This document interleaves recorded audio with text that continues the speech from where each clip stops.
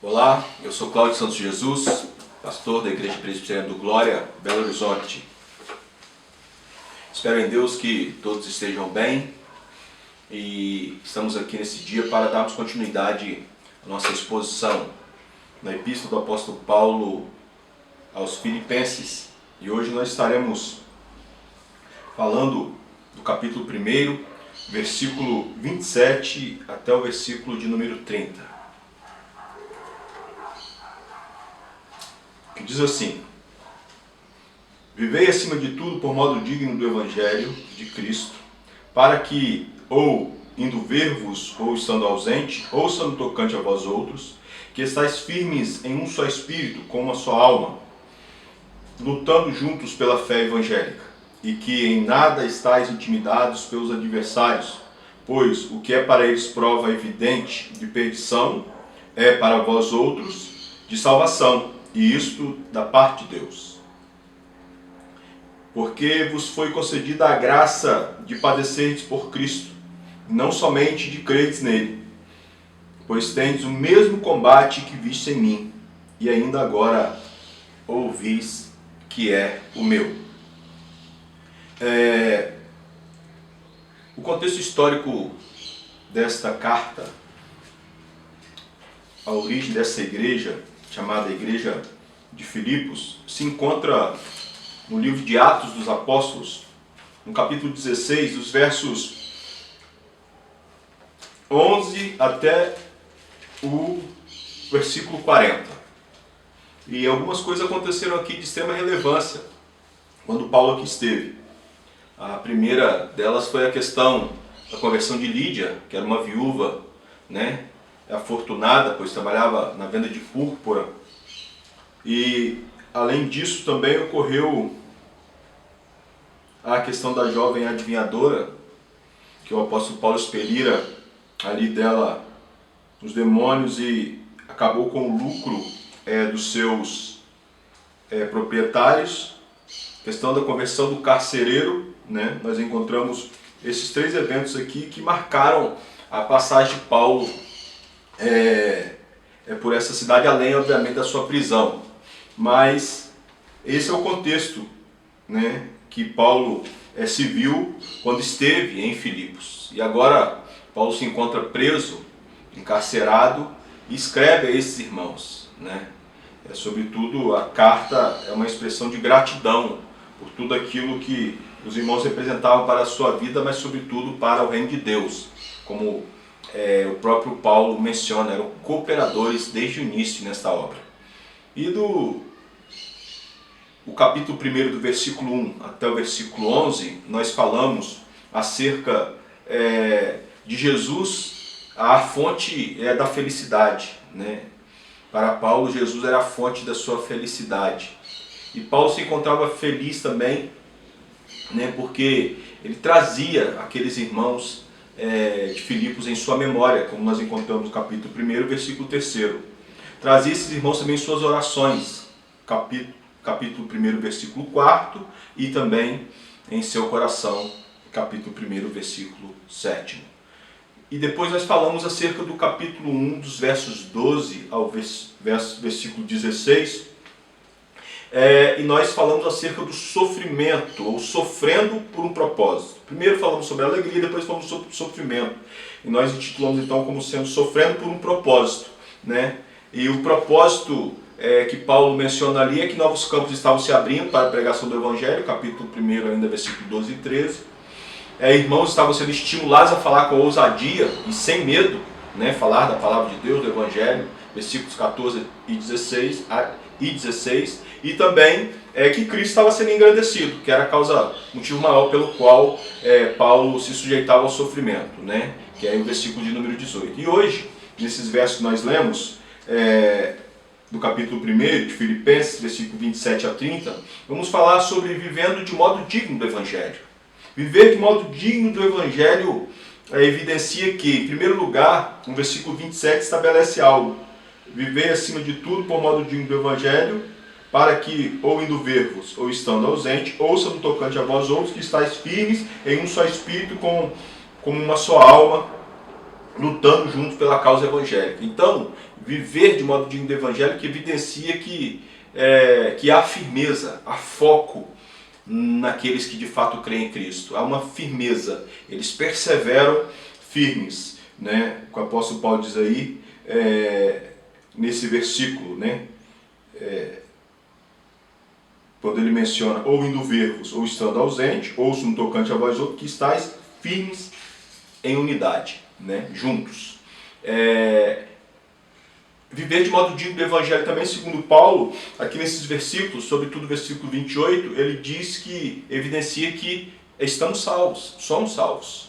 O versículo 28 diz que nada estáis intimidados pelos adversários, pois o que é para eles prova de perdição é para vós outros de salvação, isto é, da parte de Deus. Ou seja, isso que vocês estão enfrentando evidencia que de fato vocês são salvos. Vocês estão lutando pela causa de Cristo, do Evangelho. E em terceiro e último ponto aí nós encontramos que viver de modo digno do Evangelho evidencia que somos sustentados pela graça.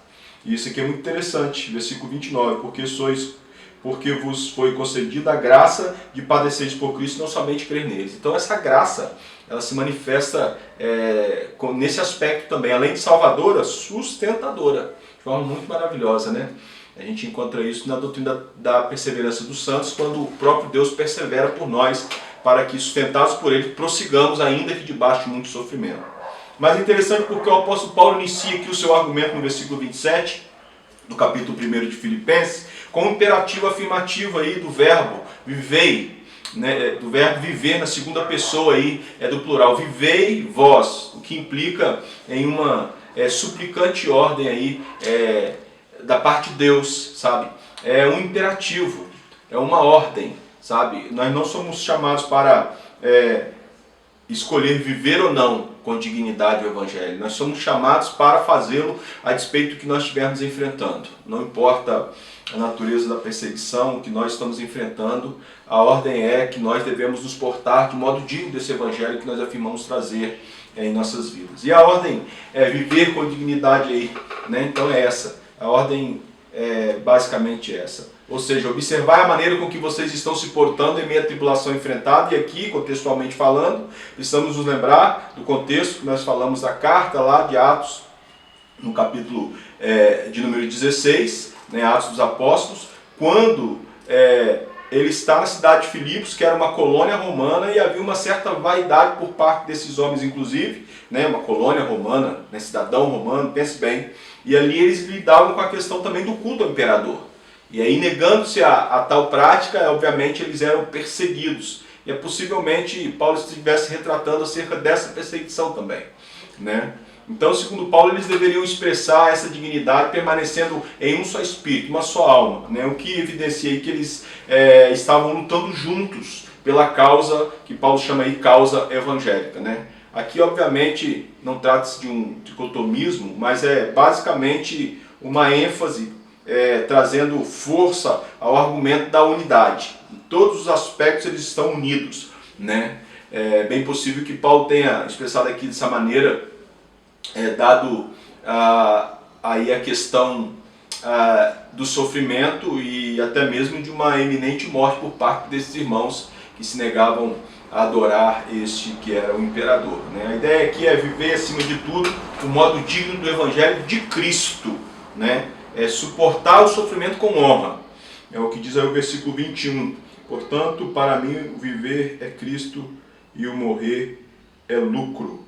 Então observe, né? É alguém que está inteiramente comprometido com o Evangelho ao ponto de não hesitar em sofrer até pagar com a própria vida pela causa. É suportar o sofrimento com honra, é o que o apóstolo Paulo ensina aqui, não é mesmo? Então o apelo de Paulo era para que os irmãos estivessem exercendo ali a sua cidadania. Mas é interessante, porque não como cidadãos de uma bela colônia romana, como afirmamos, mas como cidadão dos céus. E a este cidadão dos céus, esses irmãos de Filipos, segundo Paulo, lhes era concedida a graça de sofrer e, se necessário, morrer por essa causa, pela causa evangélica. O capítulo 1, versículo 29, como nós lemos. Porque vos foi concedida a graça de padeceres por Cristo, não somente de crer nele. Então observem, né, que essa graça nos é dada também para suportarmos as dificuldades. Nós temos sido sustentados por Deus e de forma graciosa. Deus tem sustentado a sua igreja em todo o tempo, não é mesmo? Não somente nesses dias, mas em todo o tempo. Segundo Paulo, viver de modo digno do Evangelho era expresso ali, eles poderiam expressar essa dignidade por meio da unidade. Segundo ele, era a única maneira dos irmãos de Filipos alcançarem êxito ali neste árduo desafio. Por isso ele afirma, estáis firmes, ou seja, esforçando-se juntos, pois o esforço individual não lhes garantiria a vitória do corpo, mas o esforço conjunto garantiria a saúde, e não somente a vitória, mas também a saúde desse corpo e a vitória do corpo como um todo. Então a ideia aqui vocês devem agir como um atleta que se engaja em uma competição, que luta. Ali Paulo estava no contexto de jogos romanos também, né, aqueles jogos públicos, que compete por um prêmio e suporta e sofre até alcançá-lo, né?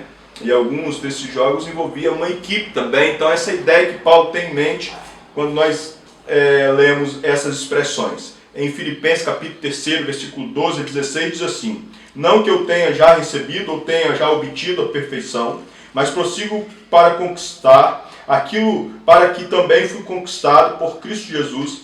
Irmãos, quanto a mim, não julgo havê-lo alcançado, mas uma coisa faço, esquecendo-me das coisas que para trás ficam, e avanço para as que estão diante de mim. Prossigo para o alvo, para o prêmio da soberana vocação de Deus em Cristo Jesus. Todos, pois, que somos perfeitos, tenhamos esse sentimento, e se porventura pensar de outro modo, também isso Deus nos esclarecerá. Todavia, andemos de acordo com o que já alcançamos. Então observa que a linguagem de Paulo aqui é uma linguagem de atleta, de alguém que realmente está inserido num contexto de competição, que envolvia ali toda a equipe. Então todos precisavam chegar até o ponto de chegada lá, todos precisavam obviamente estarem juntos para este fim. Então para isso, Paulo diz que eles deveriam ter o mesmo sentimento, pensamentos e decisões, né, que ele chama aí de um mesmo espírito, como uma só alma, os mesmos pensamentos, as mesmas decisões, os mesmos sentimentos, voltados. Por que deveria ser dessa maneira? Porque a causa era a mesma, o objetivo era o mesmo. Era, obviamente, lutar pela causa evangélica, a glória do Senhor. Possivelmente Paulo estivesse aqui pensando em pessoas que estão sob a influência do Evangelho, e por isso têm suas vidas norteadas por ele. É o que a gente encontra no capítulo 4, versículo 8 e 9 de Filipenses, que diz: finalmente, irmãos, tudo que é verdadeiro, tudo que é respeitável, tudo que é justo, tudo que é puro, tudo que é amável, tudo que é de boa fama, se alguma virtude há e algum louvor existe, seja isso que ocupe os vossos pensamentos. O que também aprendeste, recebeste e ouviste, e viste em mim isso, praticai, e o Deus da paz será convosco. Então observe que Paulo chama-os para que esses sentimentos, essas virtudes estivessem presentes ali em suas vidas. Devemos nos lembrar aqui que havia na igreja de Filipos um conflito entre duas irmãs. O apóstolo Paulo cita aí no capítulo 4, versículo 1, versículo 2, no caso, e 3, que diz assim: rogo a Evódia e Sintique,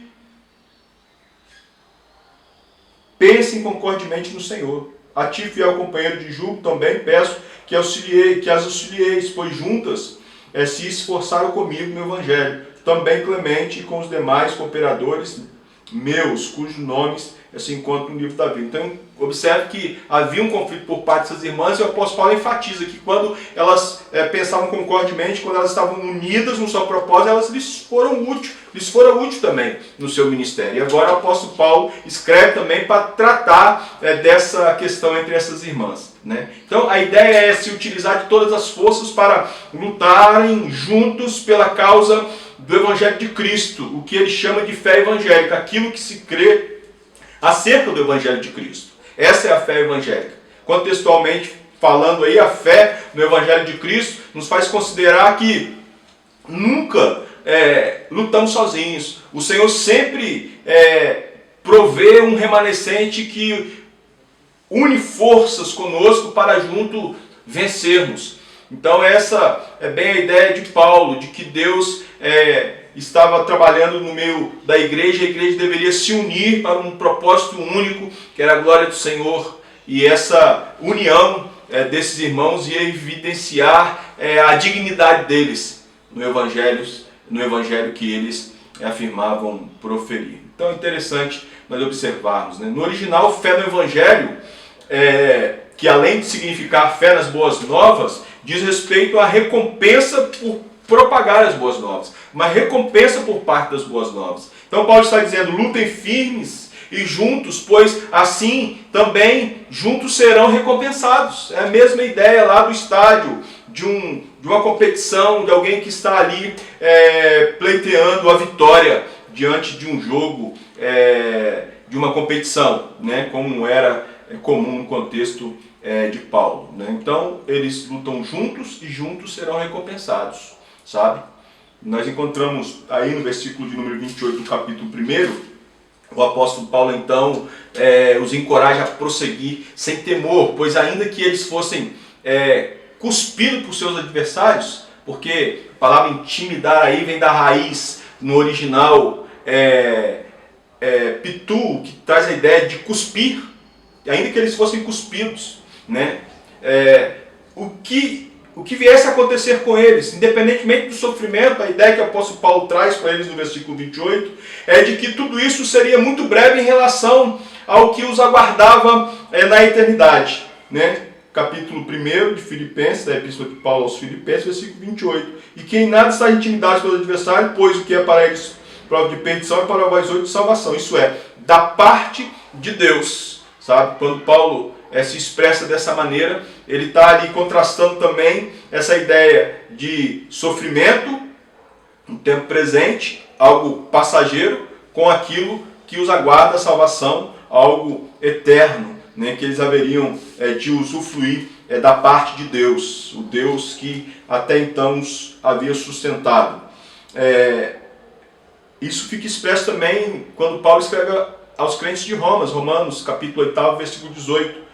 Porque para mim tem por certo que os sofrimentos do tempo presente não se podem ser comparados com a glória a ser revelada em nós. Então observemos que o apóstolo Paulo está falando de, independentemente do que nós estivermos enfrentando, tenhamos dignidade no nosso proceder. Tenhamos um santo proceder. Que esse santo proceder possa de fato expressar que estamos vivendo de modo digno do evangelho que trazemos conosco, né? Essa é a ideia de Paulo. Para Paulo, esses adversários aí dizem respeito àquelas pessoas que estão sob a influência, sob o poder do mal. Logo, ele os faz entender que esses opositores, antes de serem opositores da igreja, desses irmãos, eles são opositores de Cristo. E se os irmãos estão sofrendo oposição deles, é porque os irmãos tomaram a causa de Cristo. Isso é nobre, isso é algo que deveria trazer-lhes alento ao coração. E por estarem sobre o poder da influência do mal ali, esses que eram oposição estavam perdidos. Por isso que Paulo diz no versículo 28 que para eles é prova de perdição a causa de Cristo. Para aqueles que estão em Cristo, pelo contrário, o apóstolo Paulo diz, para vós outros, é evidência de salvação. E a gente então observa essa questão, né? Eles estão seguros em Cristo. Por isso Paulo afirma, usa essa expressão, isto da parte de Deus, que no original, né, é descrito como apó, uma preposição que lança força ao argumento. É possível que Paulo tivesse se referindo à força com que Deus os tomaria para si mediante a essa agonia do sofrimento, né? Porque essa expressão traz a ideia de um tipo de separação, sabe?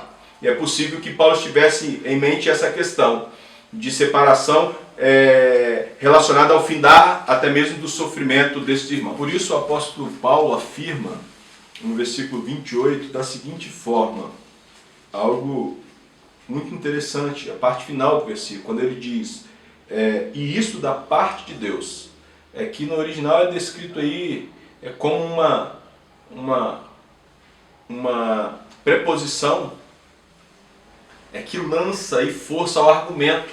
E é possível que Paulo estivesse aí se referindo como que Deus os tomaria para si, porque essa preposição, ela traz a ideia de separação, sabe? Vocês estão sofrendo, mas Deus vai fazer cessar esse sofrimento, vai tomá-los para si, sabe? E de forma assim, muito maravilhosa, para trazer alento ao coração desses irmãos. Então, possivelmente o apóstolo Paulo tivesse isso em mente, sabe? Não importa o sofrimento que vocês estão enfrentando, porque haverá o dia em que Deus tomará vocês para Ele e esse sofrimento não mais existirá, sabe? Isso é algo que nos salta os olhos, que é de suma relevância nesse texto, né? Não é simplesmente livramento do inimigo e do sofrimento, mas das dores do mundo também. Essa talvez seja a ideia do apóstolo Paulo. No verso 29 aí, Paulo realça o seu argumento, recorrendo aí à graça, né, que nos é concedida, que diz respeito à capacitação de sofrer com dignidade pelo Evangelho de Cristo. Padecerdes por Cristo, porque Ele de maneira graciosa nos salvou, se apegou a nós com amor eterno. Não somente nós cremos nele, mas por conta desse amor nós também nos sujeitamos a padecer se necessário for por ele, sabe? E o apóstolo Paulo então traz aí a nossa memória a questão que nós já afirmamos aqui no início. Essa graça que nos salva também é a graça que nos sustenta. Então a graça salvadora é graça sustentadora, né? Deus, por meio aí da doutrina da perseverança dos santos, ele se utiliza dos eventos e de forma muito maravilhosa ele se manifesta a nós, zelando e cuidando, sustentando-nos para que nós possamos dar procedimento àquilo que ele estabeleceu para as nossas vidas aqui e vivendo em todo o tempo com dignidade do Evangelho, tá? De modo digno do Evangelho que nós proferimos, que nós afirmamos crer, né? Então, o padecer na perspectiva paulina aponta para algo glorioso, devido à motivação e causa, e não necessariamente a causa do sofrimento, sabe? Então, a motivação é por causa de Cristo, né? Se a causa for Cristo, aí sim, a causa justifica. Mas não importa a causa do meu sofrimento em si, se eu estou motivado por fazê-lo por causa do Evangelho. Isso precisa ficar muito claro. Por isso, ele se utiliza da expressão combate, né, que no original traz a ideia de uma assembleia para ver jogos, como nós falamos aí, competição e arena, né, ou mesmo um estádio, o que estava muito presente nos tempos de Paulo. Às vezes a gente lê e foge-nos a compreensão, tendo em vista que o contexto, obviamente, era diferente do nosso. Mas nesse dia eu gostaria de trazer para vocês o complemento desse capítulo, a exposição desse capítulo primeiro, dos versos 27 a 30, né? E trazendo assim a nossa memória que o apóstolo Paulo está chamando a atenção desses irmãos para que eles vivam de modo digno do Evangelho. E nós precisamos viver de modo digno do Evangelho, porque vivendo de modo digno do Evangelho, em qualquer contexto, ainda no contexto que nós estamos inseridos, independentemente da causa da perseguição, do motivo, se nós vivemos de modo digno do Evangelho, nós vamos evidenciar firmeza, convicção naquilo que cremos. Nós vamos evidenciar que estamos salvos em Cristo e vamos evidenciar que somos sustentados por essa graça de Cristo que nos salvou. Esse é o desejo de Deus para a vida da sua igreja. Esse é o desejo de Deus para a igreja de Filipos. Esse é o desejo de Deus para todas as igrejas, em todas as épocas. Que possamos, de fato, expressar que vivemos de modo digno do Evangelho. E vivendo assim, nós expressamos a nossa firmeza, nós expressamos a nossa salvação e expressamos o nosso sustento, expressamos a nossa dependência de Deus, que somos sustentados por Deus e que Ele nos abençoe. Vamos orar? Santo Eterno Deus, louvamos o Teu nome e Te bendizemos por esse dia que o Senhor nos concede. E saber, ó Deus, que de fato temos passado dias difíceis, temos passado dias até mesmo angustiantes, dias, ó Deus, que nós nunca imaginaríamos, dias que nos surpreenderam, porque nós não nos preparamos mas é bem certo que não surpreendeu o Senhor. O Senhor já tinha todas essas coisas patentes diante dos seus olhos, portanto, nós te agradecemos, porque apesar de surpresos e muitas vezes angustiados pelas circunstâncias, nós temos paz no Senhor, temos alegria e vida no Senhor, e sabemos que, porque o Senhor habita em nós e governa soberanamente todos os eventos, inclusive as nossas vidas, nós podemos viver com dignidade, podemos viver expressando a nossa firmeza, podemos viver expressando a nossa fé na salvação que nos fora dada, podemos viver, ó Deus, com gratidão ao Senhor, porque temos sido sustentados diariamente por essa graça maravilhosa. Te louvamos e pedimos ao Senhor que, sendo do seu santo querer e estando nos seus santos decretos, seus propósitos eternos, que muitas pessoas que estão à nossa volta possam, ó Deus, perceber as suas fragilidades e possam recorrer ao Senhor, possam se voltar para o Senhor. Quem sabe, Deus, este é um dos motivos pelo qual o Senhor permitiu essa pandemia, para levar pessoas que, de outra sorte, não se voltariam para Ti, mas porque agora se veem desguarnecidos de qualquer sorte de provisão, é possível que por conta disso recorram a Ti. O Senhor tem os seus meios, o Senhor tem os seus modos de trabalhar, o Senhor tem os seus propósitos, e nós descansamos nessa certeza e pedimos ao Senhor que nos dê dia a dia condições reais de podermos viver de modo digno desse Evangelho que nós trazemos, não somente nos nossos lábios, mas na nossa vida. Essa é a nossa oração. Em nome e por amor de Jesus que oramos. Amém.